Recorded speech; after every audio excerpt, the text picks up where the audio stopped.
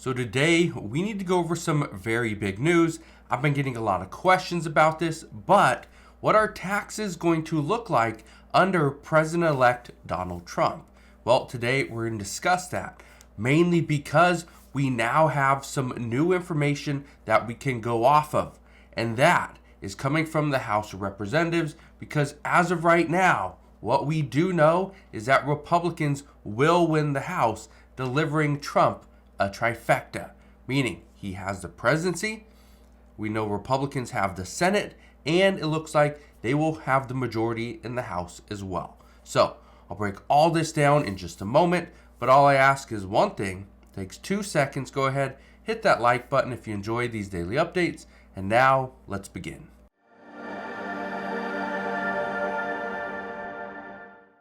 So one of the big questions that I've been getting a lot lately has to do with taxes. Under former President Donald Trump, when he was campaigning, he said he wanted to eliminate taxes on overtime income. He wanted to eliminate taxes on tips. He also wants to eliminate taxes on Social Security benefits. Well, there's some issues, but what does Trump's return to the White House, what does this mean for our economy, but mainly for taxes? Well, that's what we're going to discuss today, because there's a lot of speculation as to what could happen or what will happen. Now, I want to play you this clip right here, okay? Look at this right here, and then I want your thoughts on it as well. But listen to this.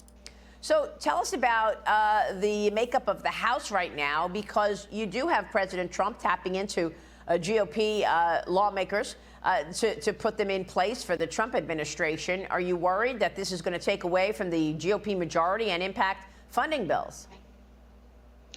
No, I don't. I think, look, we're on path here to certainly have a majority. And as I understand, in New York, it's a pretty quick turnaround to replace a seat where we have Representative Stefanik is now going to be the UN ambassador, which, by the way, I think is an excellent pick. And also with Representative Waltz in Florida now becoming the national security advisor. So, no, I don't think that this is going to affect our majority. And one specific reason I'd like to point to, because this party has never been more unified than we are right now. We clearly have a mandate from the American people to govern and govern in a conservative manner.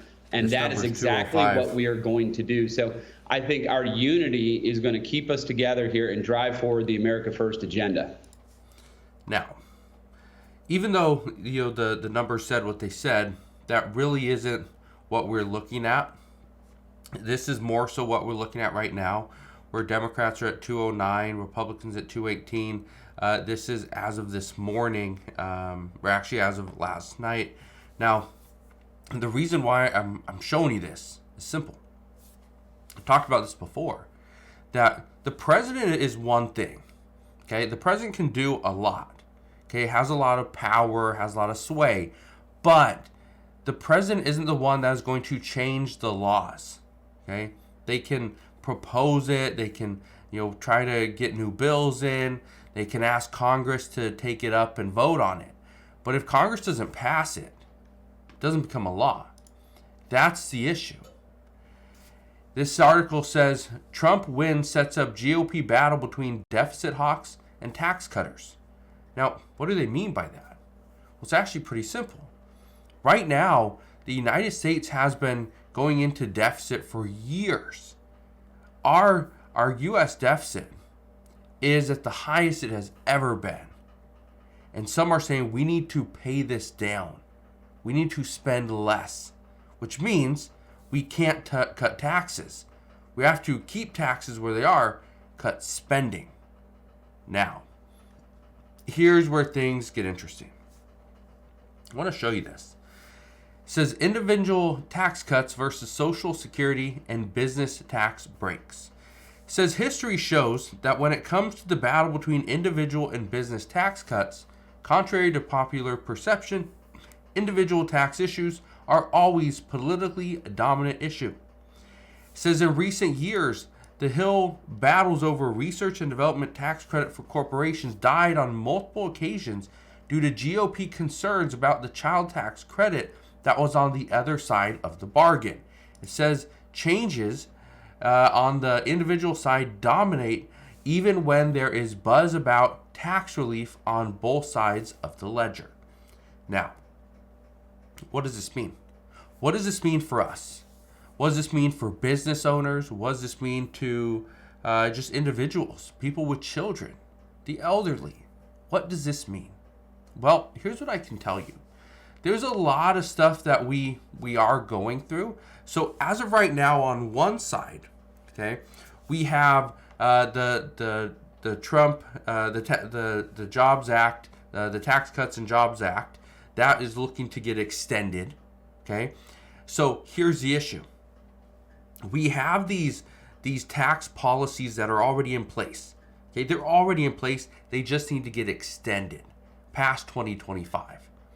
So as of right now, those overtime income, the taxes on overtime income, tips, and Social Security benefits, those are over here. But the Tax Cuts and Jobs Act is here.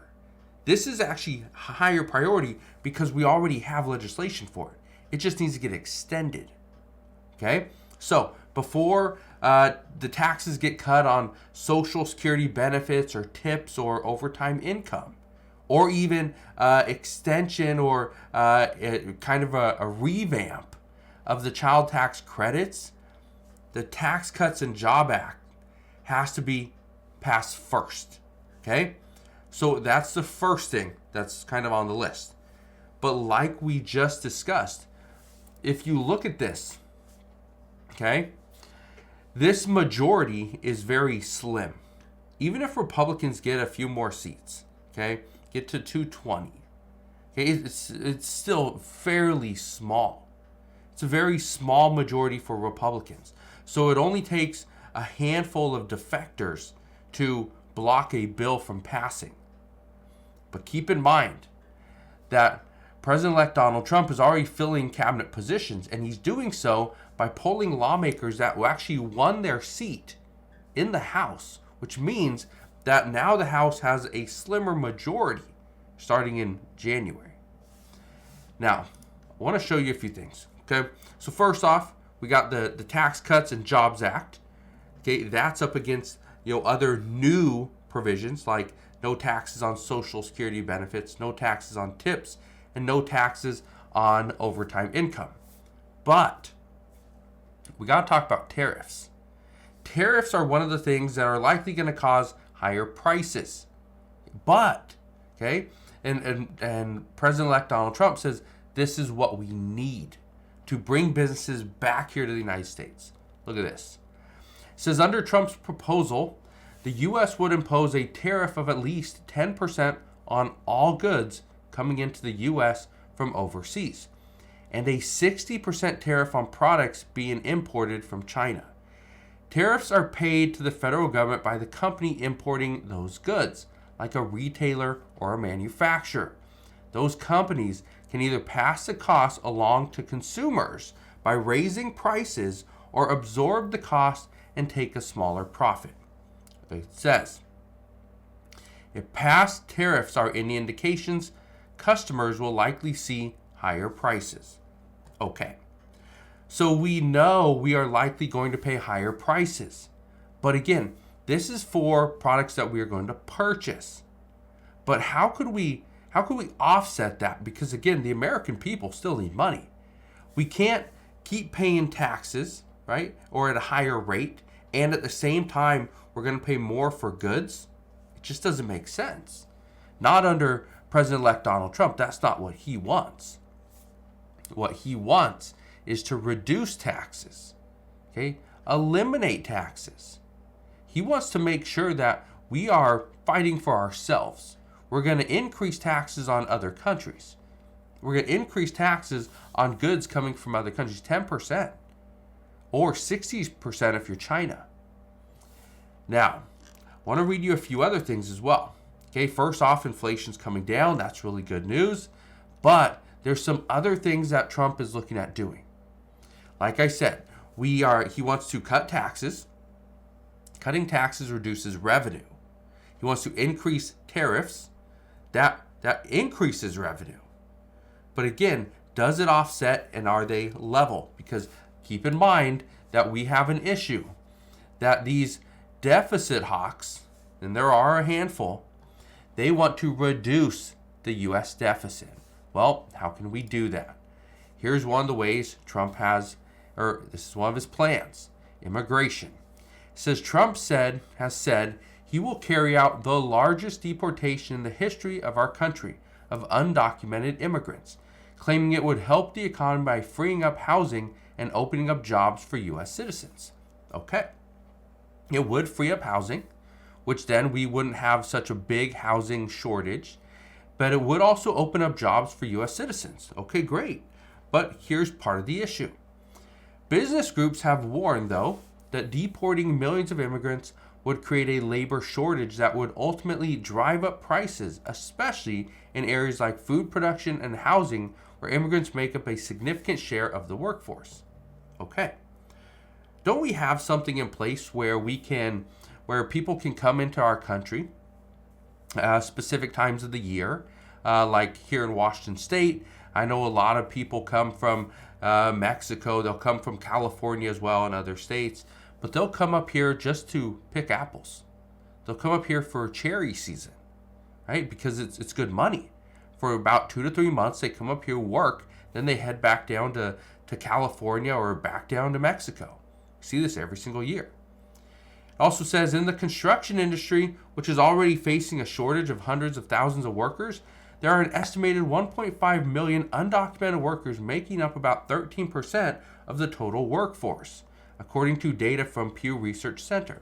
Okay, so if we get rid of all the illegal immigrants, it's going to save us money. But it could also do, we could have a labor shortage as far as food production is concerned. We could also have a labor shortage of construction workers. So a little bit of an issue there. So this is why I bring this to your attention. It's not as clear cut as, and President Trump or President-elect Donald Trump said this before, is promises made is promises kept. Okay. He promised. He said he is going to eliminate taxes on overtime income, eliminate taxes on tips, eliminate taxes on Social Security benefits. Here's the problem. We have a Congress that, again, it's going to be majority Republican, but we're not going to have a huge majority in the House. Okay, it's going to be very slim. And so with that said, taxes under Trump are going to be very similar to what they were before. I don't think we see a lot of changes. I think the Tax Cuts and Jobs Act, it does get extended. It might look a little bit different. We might add some things to it. But at the same time, I don't think it looks too much different. I think taxes are going to be very similar to what they have been in the past, especially under Trump before. So we're going to see what happens moving forward. The one thing I can tell you is as we get more information on this, I promise I will bring you all the latest news and updates as soon as we get it. But that is what we know as of today. So again, thank you guys for watching. Consider subscribing, and I'll see you guys on the next one.